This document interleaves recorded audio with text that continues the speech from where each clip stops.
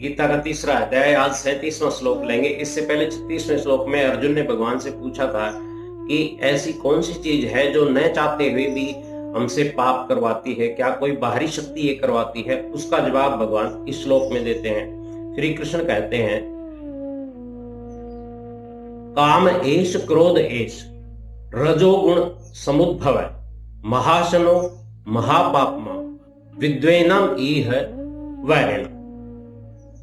काम एष क्रोध एष, ये काम ही क्रोध है। This lust transforms into anger.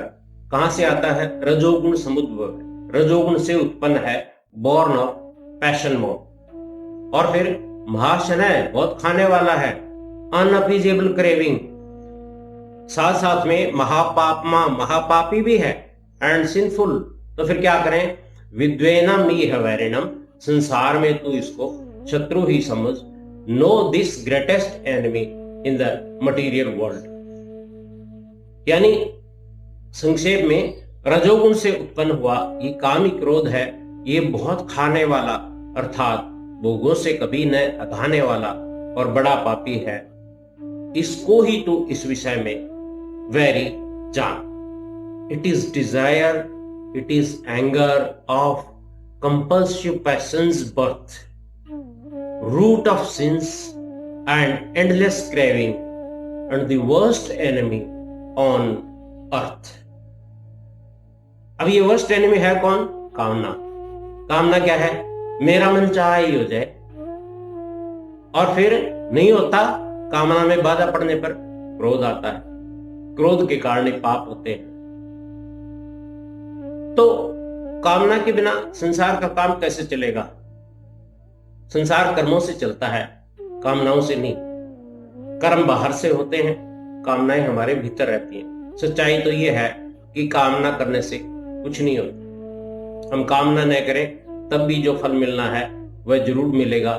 जो होने वाला है वह होकर के रहेगा, जो नहीं हो सकता वह कभी नहीं होगा, हम कामना करें या न करें। मुसीबत की कामना न करने से भी मुसीबत आती है, बीमारी की कामना न करें तो भी बीमारी आती है, निंदा की कामना कोई नहीं करता, फिर भी निंदा अपमान जीवन में होते रहते हैं। जैसे प्रतिकूल परिस्थिति कर्मों का फल है, ऐसे ही अनुकूल परिस्थिति भी कर्मों का फल है, कामना का नहीं। कामना के कारण कर्म होते हैं, और कामना के बढ़ जाने पर विकर्म अर्थात निषिद्ध कर्म होते हैं, और कामना जब अनियंत्रित हो जाती है तो कुकर्म होते हैं। कामना को यदि पूरा कर भी लिया जाए तो कुछ समय मन में संतोष रहने के बाद उससे बड़ी कामना उत्पन्न हो जाती है। कामना का त्याग कैसे करें? त्याग बहुत कठिन नहीं है, क्योंकि आमतौर पर कामना स्थायी नहीं होती, वह निरंतर मिटती और बनती रहती है, क्योंकि प्रत्येक बनने वाली वस्तु का पिंडा संसार का नियम है। यदि हम ये मान भी लें कि कामनाओं का त्याग करना कठिन है, तो कामनाओं की पूर्ति करना कौन सा आसान? कामना को शत्रु इसलिए भी कहा गया है कि शत्रु तो भेंट पूजा या विनम्रता से शांत भी हो जाता है, परंतु कामना की तृप्ति कभी नहीं होती। जितनी कामना पूरी होगी बढ़ती चली जाएगी, इसलिए इसको महाशनय अर्थात बहुत ज्यादा खाने वाला बताया है। कामनाओं पर नियंत्रण न रखने से संसार में अशांति होती है। जैसे कोई मनुष्य धन संग्रह करके अनेक भोगों को भोगता है, तो उसे देखकर निर्धन लोगों के मन में भोगों के अभाव का दुख होता है। ये एक प्रकार की हिंसा है। कामनाओं की पूर्ति जीवन निर्वाह के लिए आवश्यक होने पर ही करनी जरूरी है, जैसे भूख लगने पर भोजन की कामना। संसार के दूसरे जीवों और जरूरतमंद लोगों की सहायता करके कामना पर नियंत्रण किया जा सकता है। हम व्यापार व्यवसाय भी ऐसा कर सकते हैं जिससे संसार का भला होता हो। जब संसार का भला होगा तो हमारा भला अपने आप ही होगा, क्योंकि what goes around comes around.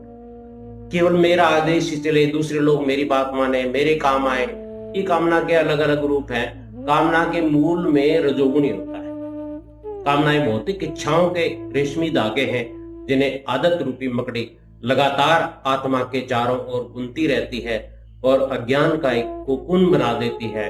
आत्मा को इसे काटकर बाहर आना है और संसार को तितली की तरह सुंदर बनाना है।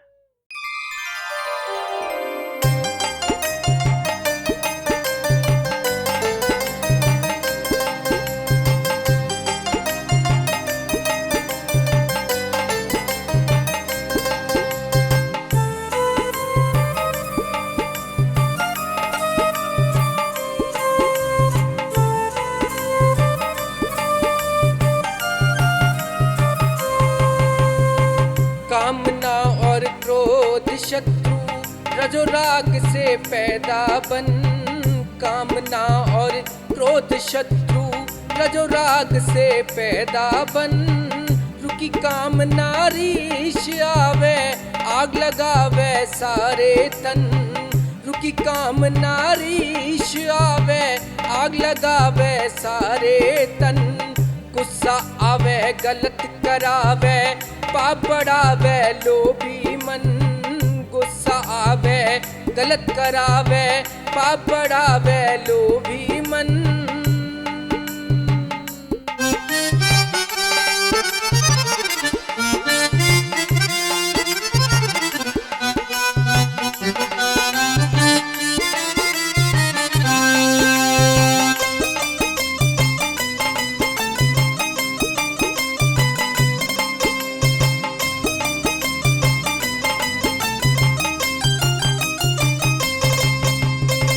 काम ऐसा नामी दुश्मन, इसकी भूख मिटे कोन्या। काम ऐसा नामी दुश्मन, इसकी भूख मिटे कोन्या। करके पूरी रहे अधूरी, इसका पाप कटे कोन्या। करके पूरी रहे अधूरी, इसका पाप कटे कोन्या।